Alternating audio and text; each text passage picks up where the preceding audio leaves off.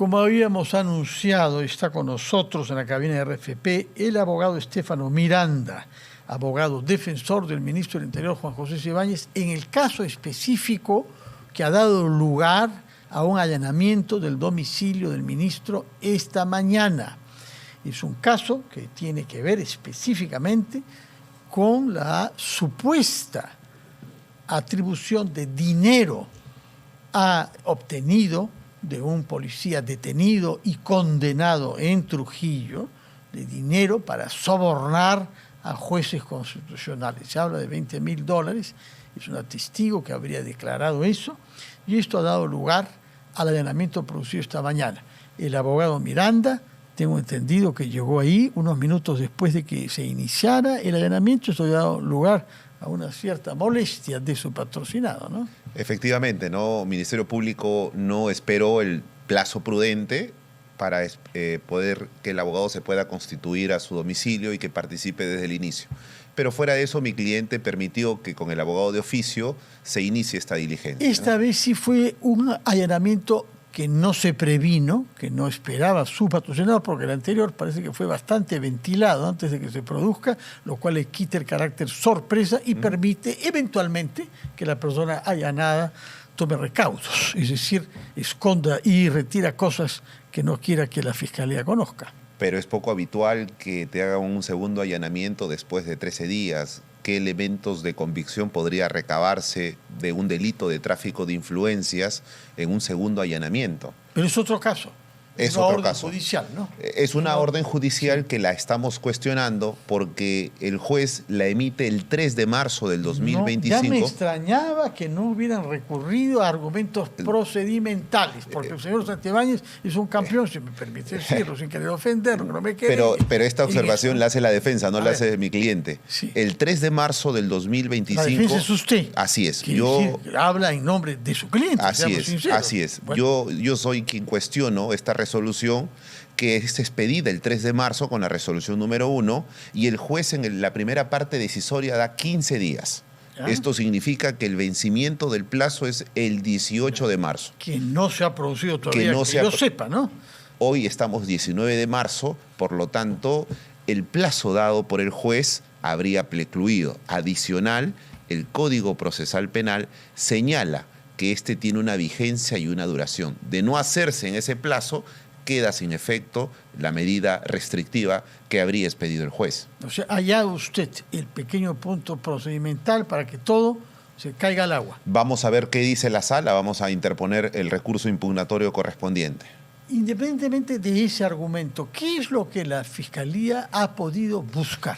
Fuera de ese argumento válido, según usted, ¿no? Usted válido, defensor, el ministro ha permitido que se realice la diligencia de manera ordenada. Esto significa colaborado, ha participado, a pesar de que... Sería la primera vez, porque no ha colaborado mucho con la Fiscalía antes, ha sido, ¿no? Que en presencia de sus hijos menores de edad, eso también hay que decirlo enfáticamente, pero lo único que se ha podido incautar, de acuerdo a las actas, es un dispositivo de celular que le pertenece a la esposa del señor ministro. No hay otro dispositivo electrónico. ¿No tiene celular el ministro? No hay incidencia delictiva, no hay ningún elemento de convicción que sea congruente con el delito de tráfico de influencias. Pero si se incauta el celular de su esposa, con mayor razón se hubiera incautado el celular del señor ministro. No se le ha encontrado dispositivo electrónico. Pero ¿cómo alguno. Es posible que no tenga dispositivo electrónico? Hay que tener mucha habilidad, ¿no? Tiene todo en la cabeza, no necesita guardar nada. Todos los teléfonos que usa, los cientos, los tiene en la cabeza. Tiene un celular, el señor los dispositivos se ha llenado no solamente su domicilio, también el despacho ministerial. Han abierto las computadoras. Y no encontraron su celular. Las computadoras han sido aperturadas. La verdad es que el señor Santibáñez tiene una relación particular con los dispositivos electrónicos, porque la otra vez entregó un teléfono celular vaciado y el acceso a la nube impedido, de manera que ha hecho lo posible por no colaborar con la Fiscalía. Hoy será la primera vez, por lo que dice usted, que durante el allanamiento colaboró, a pesar de las circunstancias desagradables de que sus hijos estuvieran ahí.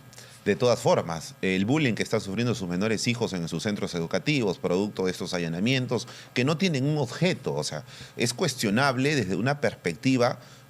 A ver, necesitamos hacer allanamientos por un delito de tráfico de influencias por dichos que ya un juez del Tribunal Constitucional y hoy la presidenta del tribunal reafirman que la resolución materia de cuestionamiento ha sido declarada infundada. Esto significa que nada de lo que ha dicho este testigo es cierto. Y segundo... No ha dicho eso. Lo que ha dicho es que hay que investigar. Y eso es lo que se ha querido hacer allanando la casa de su patrocinador. Pero si en la resolución judicial que se expide claramente se dice que se declara infundada esa resolución y encima... Eso no significa que un abogado haya tomado medidas extremas y fuera de la ley. No estoy afirmando que lo haya hecho su patrocinado. Pero no es el caso. Pero no sabemos, pues hay que investigar. Pero hay que investigar realmente delitos que ameritan. Pero la ciudadanía en este caso, a mí lo que me llama la atención es que su patrocinado dijo que no había defendido oficiales condenados.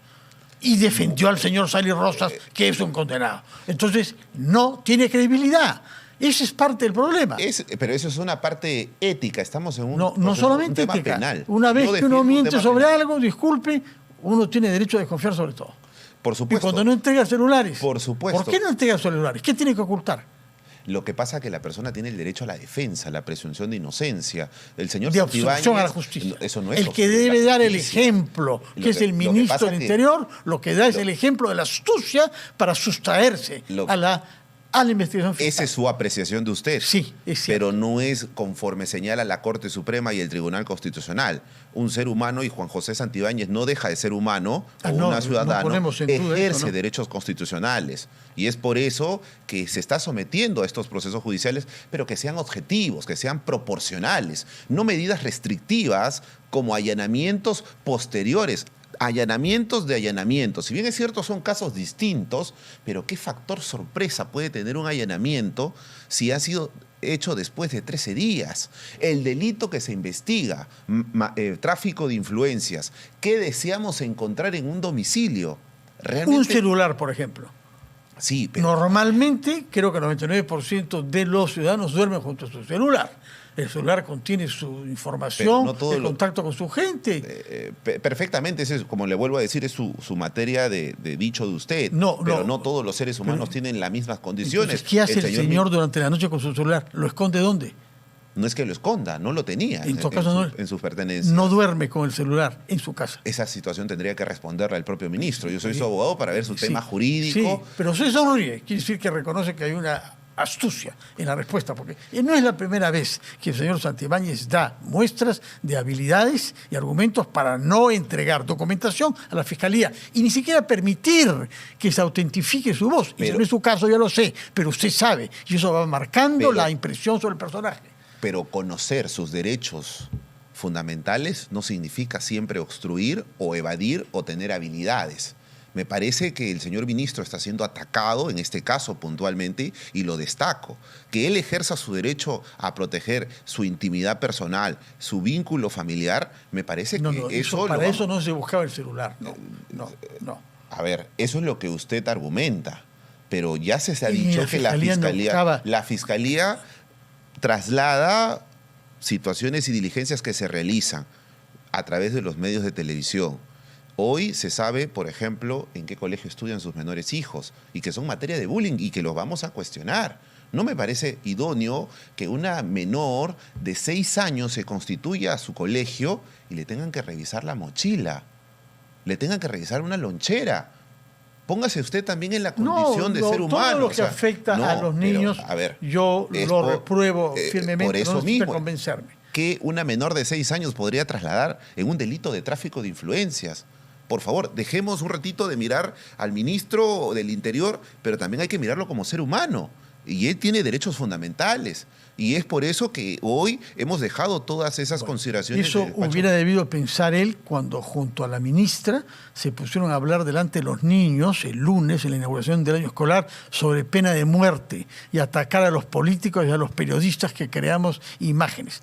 Y eso usted reconocerá que no es lo que se espera de un ministro ni de una presidenta frente a niños, ¿no? Son apreciaciones como usted la tiene de política, de periodística. Yo trato de hablar sobre principios fundamentales, que son los que está invocando usted, porque usted está invocando un respeto particular a los niños. Y puesto que lo menciona, yo recuerdo lo que presencié el día lunes. pero es materia hoy de debate ante todas las instituciones sobre el tema de la pena de muerte. Ahora, que sea el lugar idóneo, no, yo no he visto esa entrevista. Y... No le conviene verla, siga sin verla. ¿Para qué viajó el señor Santibáñez a Trujillo cuando el proceso del señor Sali Rosas? Desconozco esa parte. ¿Cómo si es el caso que usted A ve? ver, lo que pasa que, yo estoy viendo el tráfico de influencia. ¿Sí? Lo que tenemos hasta hoy es que el señor ministro, cuando era abogado, ejercía el tema de una defensa con este señor Sali Rosas. Pero lo que yo puntualmente veo es, tengo 2 resoluciones del Tribunal Constitucional, infundada e improcedente. Luego tengo el pago de honorarios que él tiene como ministro, como abogado, hacia su cliente.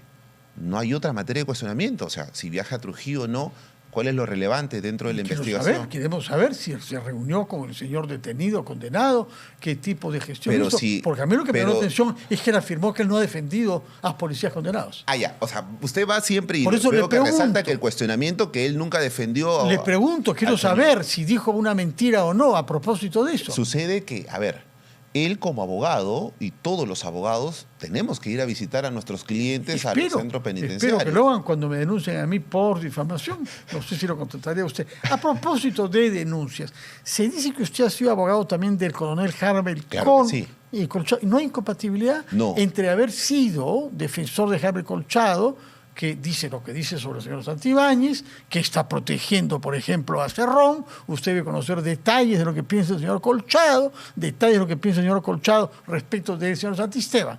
Y ahora pasas a defender a una persona que es el antónimo de Colchado. Antes de defender al coronel Colchado, defendía al comandante general de la Policía Nacional del Perú. ¿Cuál de ellos? El actual. Sanabria. Cuando él me contrata para el tema administrativo disciplinario, ejerzo su defensa y renuncio, porque justamente cuando converso digo que había una incompatibilidad por haber sido abogado del comandante general de la policía y estaba en materia de controversia. Hoy estoy siendo contratado por el tema puntual de tráfico de influencias del caso del ministro del Interior. Téngalo por seguro que si me hubieran pretendido contratar para el tema de abuso de autoridad, donde se ventila casos que está viéndose la policía, primeramente yo no hubiera podido aceptar, por situaciones de ética y de principios. Pero hoy estoy contratado por un tema de tráfico de influencias que nada tiene que ver con el caso del coronel Colchado y mucho menos algún tipo de situaciones paralelas. Ahora, cuando usted defendía al coronel Colchado, entre tanto separado de la Policía Nacional, y que está llevando a cabo un proceso de cuestionamiento por lo que se hizo, con un abogado que hace el mismo oficio que su patrocinado ha hecho durante 20 años, buscar que se reintegren a la policía personas expulsadas. El señor Colchado en ese momento no condujo su defensa de él a hacer afirmaciones sobre Santibáñez. No. ¿No? No, de ningún aspecto. O sea, la defensa fue muy técnica y hasta incluso, sí, pero la técnica... si usted me pide hoy un comentario de ese momento y lo sigo afirmando, me parece que fue desproporcional y me parece que lo que se ha cometido es un exceso y una justificación de una torta. Bajo la autoridad de su patrocinado. Él no resuelve eso. El que resuelve ha sido la Comandancia General. Vamos, señor, no nos va a hacer creer que el ministro del Interior, sobre todo alguien con la personalidad vigorosa que tiene su patrocinado, no ha tenido algo que decir en ese caso. Pero entiendo yo que es una situación del señor ministro con el señor coronel Harvey Colchado y que hoy en la vía judicial podría activar las acciones correspondientes. O sea, eso no le quita nada. Pero que haya un conflicto, como usted me pregunta, no. Aquí hay un ejercicio de una defensa como abogado de manera puntual en un caso de tráfico de influencias. Que hasta incluso hoy recién me he constituido para ver el tema del caso y participar en el allanamiento. ¿Desde cuándo está usted patrocinando al señor Desde Santos? el día de hoy, en el caso de tráfico de influencias del señor ministro. ¿Y antes no había tenido ningún vínculo profesional con él? Con el señor ministro sí. He llevado un proceso de habeas corpus que hasta incluso ha sido hace un mes y medio aproximadamente. ¿De habeas corpus a propósito de qué? Contra él. Un ciudadano interpuso un habeas corpus contra el ministro del Interior y también le brindé los servicios como abogado.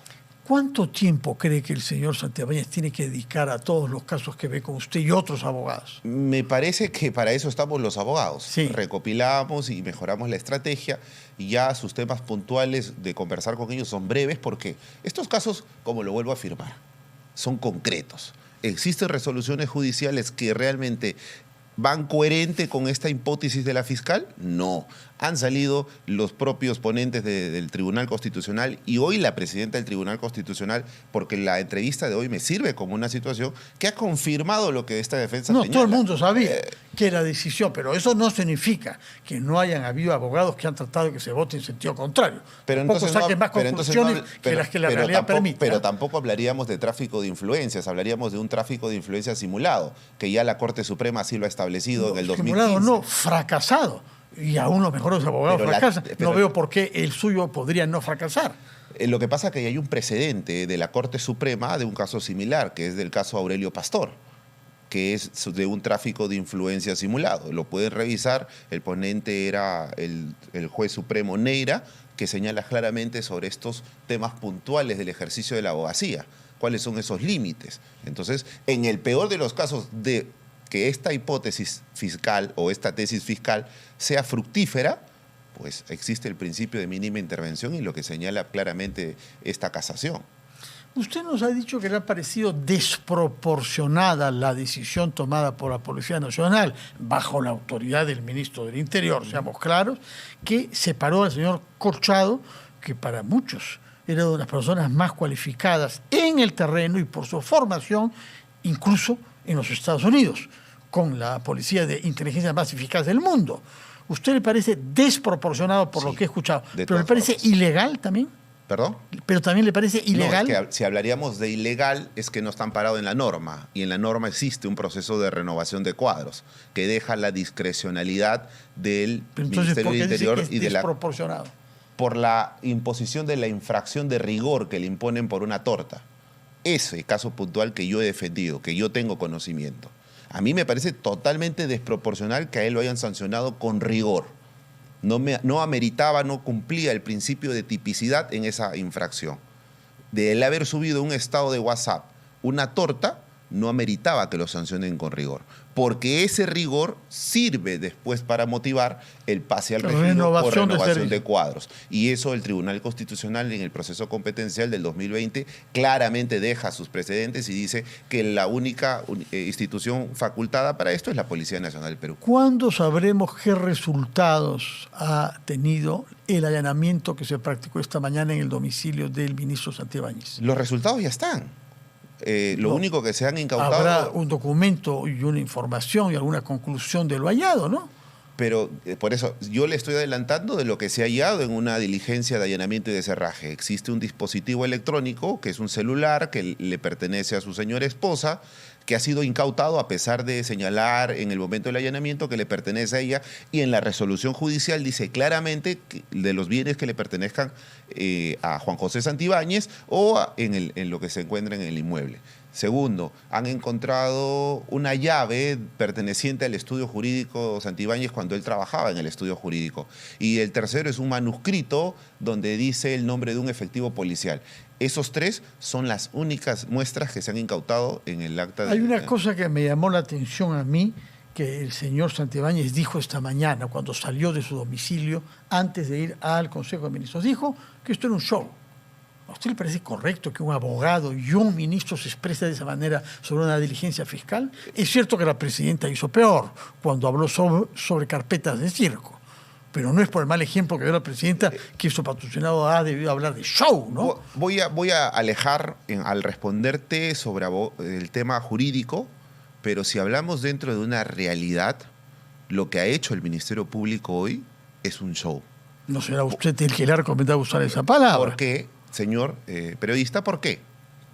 Porque imagínese que dos vehículos del Estado, Cofre y la Liebre, o no sé cómo se denomina la que sigue, cuando llega a la vivienda, ¿cierto? La fiscal decide, estando todos los medios de comunicación, bajar a hacer el registro vehicular. Dígame usted, ¿qué incidencia delictiva podría encontrarse en esos dos vehículos si que no tiene la respuesta fue negativa? Si no tiene el celular en su domicilio, señor abogado, en algún lugar puede estar. Y a veces sucede que se quede en el auto. Ahora, el tiempo corre y yo quiero preguntarle una cosa diferente que dijo también el señor Santibáñez esta mañana. Le preguntaron si no recurría él a ocultar sus propiedades electrónicas como el celular en domicilios ajenos de amistades o de personas relacionadas, como el caso de la señora Yesenia, de la cual se le recordó que sospechosamente se había ido del Perú.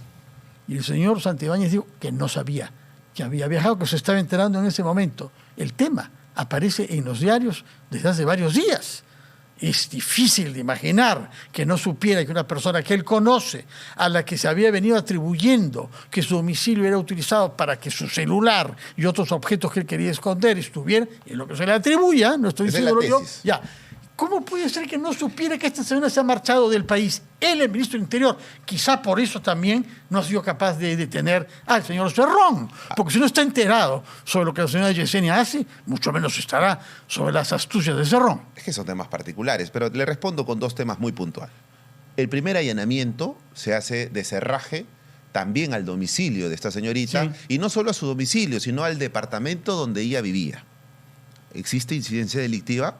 Se encontró los dispositivos de Juan José Santibáñez en esas dos viviendas, se encontró el iPad, el celular. La respuesta claramente no. La pregunta pero que le es que con eso le respondo. Y la mayor razón para que él sepa que esta señora ha vivido todo eso a causa de que la Fiscalía la asociaba con él. Pero hoy el juez nuevamente confirma que vayan a allanar a este domicilio. Si bien es cierto, la señora no se encuentra en el país. Es un poco extraño, ¿no? Pero han allanado sus domicilios. Sin hallar las cosas que se buscaban. O sea, porque no hallamos significa que mi cliente Yo es lo que autor. Le puedo asegurar es que el celular del señor Santibáñez está en algún lugar de este planeta. No ha desaparecido.